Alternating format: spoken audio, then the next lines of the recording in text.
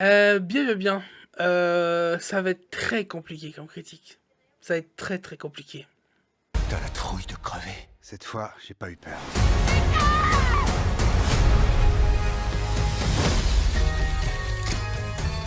Le bonsoir à toutes et à tous, bienvenue pour cette nouvelle critique. Aujourd'hui, nous allons parler de Mickey 17.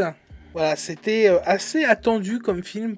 Il y a beaucoup de gens qui l'attendaient et je sais pas trop en fait ce que moi j'en attendais. Voilà, je voyais juste que le casting, le réal, tout ça, voilà, je me disais que ça pouvait être que un bon film dans la logique.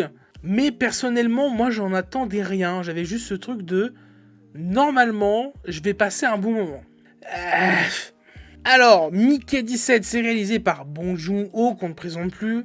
Voilà, grand réalisateur coréen qui a réalisé le plus connu peut-être pour que tout le monde s'y retrouve, Okja, et Parasite, évidemment, qui a gagné je sais pas combien d'Oscars il y a quelques années. Évidemment, il n'a pas fait que ça, mais je vous laisserai vous renseigner du coup sur sa filmographie si vous voulez en savoir plus. C'est peut-être le plus grand réal coréen actuellement. Il y a une très grande révolution du cinéma coréen qui est en train d'arriver et qui est en train de se déporter à l'international petit à petit. Il fait partie en tout cas des 3 plus grands réals coréens, et pour beaucoup, c'est le premier. Après voilà, ça peut rester subjectif, mais en tout cas, s'il est ici aujourd'hui, c'est parce que on lui a donné du coup les pleins pouvoirs, production américaine, voilà, de lui donner full budget, de lui donner carte blanche, de lui dire frérot, après tout ce que t'as fait avec Parasite et tout, vas-y, fais-toi plaisir en fait. C'est pas sa première production américaine, hein, production États-Unis coréen. Du coup, c'est adapté d'un roman de base. Ça dure un peu plus de 2 heures, ça dure 2 heures et quart. Avec Robert Pattinson, Naomi Aki, Steven Yeun, Mark Ruffalo, Toni Collette et Anna Maria Bartolomei, pour les plus grands noms qu'on pourrait dire pour le film. Sacré casting quand même. C'est sorti chez nous en France 5 mars. Et on est quand même à 150 millions de budget. Hein. C'est énorme. Et c'est du coup l'histoire de Mickey Bounce, qui est un remplaçable employé jetable d'une expédition humaine de colonisation de l'espace, envoyé pour coloniser le monde de glace de Niflheim. Après la mort d'une itération, un nouveau corps est à chaque fois régénéré, avec la plupart des souvenirs de Mickey. Et voilà, la bande-annonce nous vend ça vraiment comme une comédie de science-fiction, avec un petit peu d'action et tout. Je trouve que la bande-annonce, c'est quand même un peu mensongère. Quand on voit la bande-annonce, on s'attend à un film qui bouge, un film avec quelques petits retournements de situation, un film qui va beaucoup jouer sur ce côté où Robert Pattinson peut avoir plusieurs corps. Voilà, je trouve que la publicité et le marketing autour de ce film est un peu mensongère quand même. Ça reste Bong Joon-ho, donc quand on connaît, on peut se douter que ça va pas être que comme ce qu'on voit dans la bande-annonce, mais que ça va être plus profond que ça. Et que voilà, ça va pas bouger de ouf, il va forcément y avoir plein de moments où ça va être vraiment plus lent, plus calme, plus long. Et ça, on va en reparler. Chaque fois que je meurs, il me réimprime. Et tout le monde me demande... Quand on meurt, ça fait quoi? Au niveau du box-office, je vois que ça marche pas de fou, hein, en fait. Aux States, on n'est qu'à 25 millions. À l'international, on n'est qu'à 25 millions. Donc on est pour l'instant, au bout d'une semaine, malheureusement, qu'avec seulement 50 millions de box-office dans le monde. Voilà, je pense que malheureusement, ça va peut-être doubler au grand max. Je pense que ça fera 75 millions, 80 millions. Je pense même pas que ça arrivera aux 100 millions. Et donc du coup, on peut dire que financièrement, en tout cas, ce sera un flop. Ça, c'est clair et net. Mais je vois qu'au niveau des notes, c'est assez mitigé. C'est à 3,6 sur 5, un peu, sur certains sites que je vois à droite à gauche. Donc voilà. Mais le plus important, évidemment, c'est que si vous êtes ici, c'est que je suis là pour donner mon avis. Et ce que je vais vraiment kiffer pour cette critique, c'est que, c'est ce que je dis à chaque fois, je me considère être comme entre le grand cinéphile qui a vu 20 000 trucs et qui connaît tout, et le spectateur grand public, voilà, qui se rend au cinéma quelques fois par an pour voir les films qu'il a envie de voir. Et du coup, voilà, à la fin de la séance, je me suis vraiment retrouvé pile entre ces deux trucs-là, avec un côté de moi qui me dit, je comprends tous les messages que le film veut faire passer, je comprends que tout ce qui est fait autour de ce film, c'est juste pour les messages que Bong Joon-ho a envie de passer. Et l'autre côté de moi, un peu le côté grand public qui me dit putain, on s'est sacrément fait chier, c'était de la merde quand même. Hein. Ce potentiel, on l'a pas utilisé pour nous en mettre plein la vue en fait. Donc voilà, j'ai les deux côtés qui sont assez partagés, donc je pense que la critique va être bien intéressante quand on va parler un peu plus des détails. Mais voilà, grosso merdo, pour faire un petit résumé avant de passer aux parties un peu plus détaillées de la technique, etc. Dans l'ensemble, voilà, c'est assez bien filmé, les effets spéciaux sont pas mal.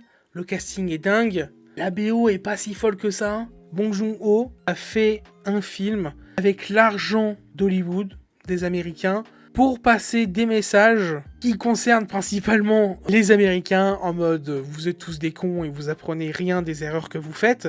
Pas que des Américains, du monde et de la Terre un peu dans son ensemble. Mais voilà, on voit que c'est vraiment fait avec cette façon-là, donc il y a plein de messages évidemment de classe sociale, d'écologie, de défense animalière. Il y a plein de messages comme ça, mais on en parlera en détail dans les parties un peu plus techniques. Mais bon, voilà, pour mieux vous parler du film, il va falloir qu'on rentre un peu dans la partie un peu plus détaillée, que je vous parle vraiment mieux de tout ça. Et je sais pas s'il y aura une partie spoil, on verra. Et d'un coup, tout a basculé. On était multiples. Et on va commencer comme d'habitude par la partie image. Évidemment, je commence toujours par ça parce que c'est ce qui parle le mieux aux gens. Évidemment, on dit on va voir un film au cinéma, on va pas entendre ou on va pas écouter un film au cinéma, même si vous savez que pour moi la musique c'est ultra importante, pour ça que je la mets en deuxième aussi, bref. Alors, dans l'ensemble, c'était très bien filmé, ça c'est clair et net. Je retiens pas des cadres de fou.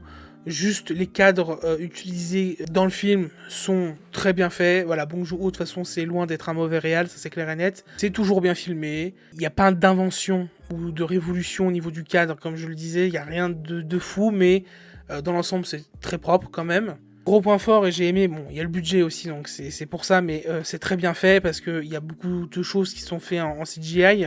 Et voilà, que ça soit du fond vert ou dans la façon dont sont faits les aliens, c'est vachement bien fait. On est habitué à voir plein de choses dégueulasses ces derniers temps.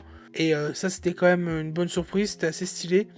Ensuite, au niveau du son de la BO, bah, c'est le point le plus négatif, je pense que je vais dire, pour ce film. Je l'ai trouvé quasi inexistante. Il y a vraiment rien à se mettre sous la dent. Je parle évidemment souvent de main theme quand la BO est pas folle. J'en ai ressenti aucun. Et c'est vrai que même dans son ensemble, bon bah voilà, je l'ai pas trouvé folle, la musique, que ce soit même les sons. Il y a quelques trucs qui sont sympas par rapport aux aliens, et par rapport à un effet de montage aussi qui est utilisé certaines fois, où là le son et le montage sont quand même très liés. Mais voilà, sinon, on va skipper tout de suite. Hein.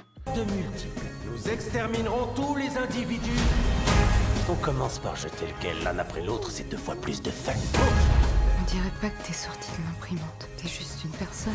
Ensuite, le scénario. Écoutez, c'est peut-être la plus grosse partie qu'on va aborder, mais je vais évidemment essayer de ne pas spoil. Comme je le disais au début, voilà. Ce qui est hyper important dans ce scénario, c'est que on nous met vraiment à disposition un homme qui va être traité comme un esclave. Clairement, hein, c'est dit comme ça. Le film parle plein de choses, donc je disais, hein, voilà, ça parle de lutte des classes, ça parle des bourgeois, des plus pauvres, ça parle de lutte sociale aussi, entre guillemets, ça parle aussi du travail, des conditions de travail, ça parle de beaucoup d'écologie, ça parle beaucoup aussi de colonisation, et ça parle aussi de défense animale. Et tout ça, c'est relié par rapport à tout son scénario, dans le sens où Mickey 17, joué par Robert Pattinson, va être cet esclave, cet ouvrier, où on va tester plein de choses sur lui, que ce soit des choses scientifiques, des choses physiques. Et on va le vraiment traiter comme tel. Et évidemment, tout ce qu'on lui fait, c'est horrible. Sauf que il est vraiment pris pour le paria, vraiment pour la petite victime. Le nombre de fois où les gens lui parlent et tout, on est encore sur ce truc. Bah alors, Parker, on est qu'une petite merde. Il y a ça et ce truc qui revient tout le temps aussi, sinon des gens un peu plus sensés, même des cons de tout le monde en fait, que cette question qu'on lui pose tout le temps, c'est ce que ça fait de mourir. Et donc du coup, voilà, ils sont censés arriver sur cette planète pour pouvoir y vivre, sauf qu'il y a plein de problèmes.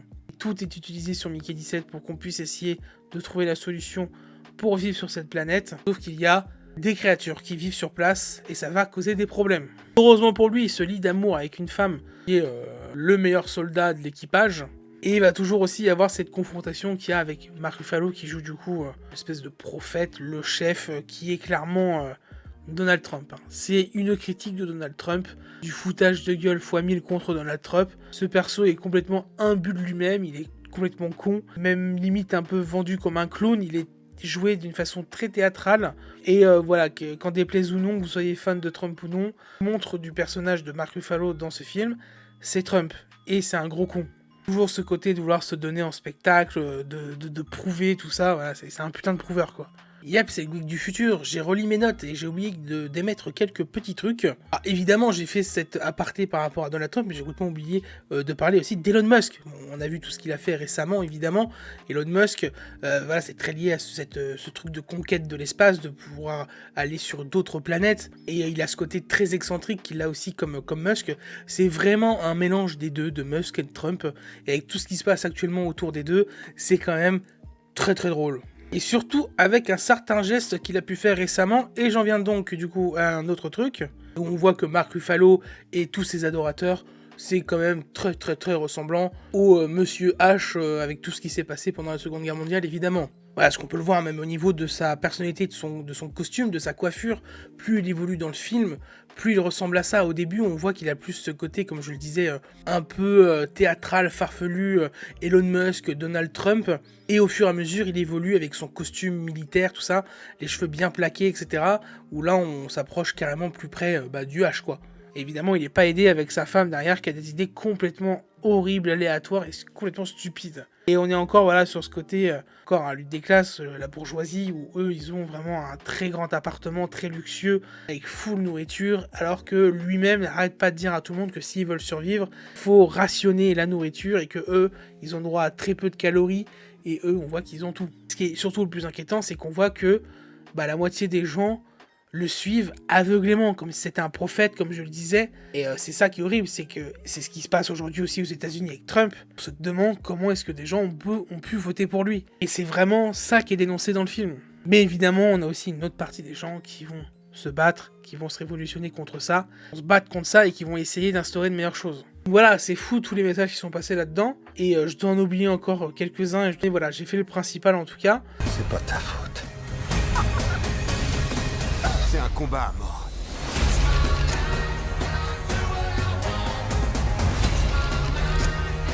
Et voilà, on sent tout ça dans le scénario qui est beaucoup utilisé. Et voilà, ce que je peux reprocher vraiment au scénar dans l'ensemble, c'est que c'est très très lent, c'est très très long.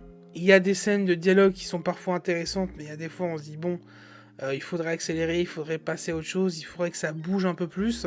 C'est étrange parce que ça dure 2h15 et je me suis mi-ennuyé, mais en même temps j'ai pas vu les 2h15 passer dans un autre sens, c'est un peu étrange comme situation. Il y a vraiment des scènes qui sont très très longues, mais alors par contre ce que j'ai beaucoup aimé, c'est qu'il y a des scènes qui sont tournées en plan séquence, des scènes de dialogue, et ça c'est super bien parce que du coup tu peux vraiment profiter à 100% de la qualité du coup des acteurs. Et c'est donc pour ça que je vais rebondir tout de suite du coup sur le casting, où voilà, les acteurs sont hyper forts. Évidemment, on va commencer par Robert Pattinson en premier, qui incarne plusieurs rôles. Alors ça, pareil, très déçu, je m'attendais à ce qu'il y ait énormément de Mickey, qu'on puisse en voir plein. Principalement, on n'en voit que deux, le 17 et le 18, qui sont extrêmement différents, où le 17, voilà, c'est un peu une victime, il est bienveillant, il est même tellement trop bienveillant qu'il en est stupide.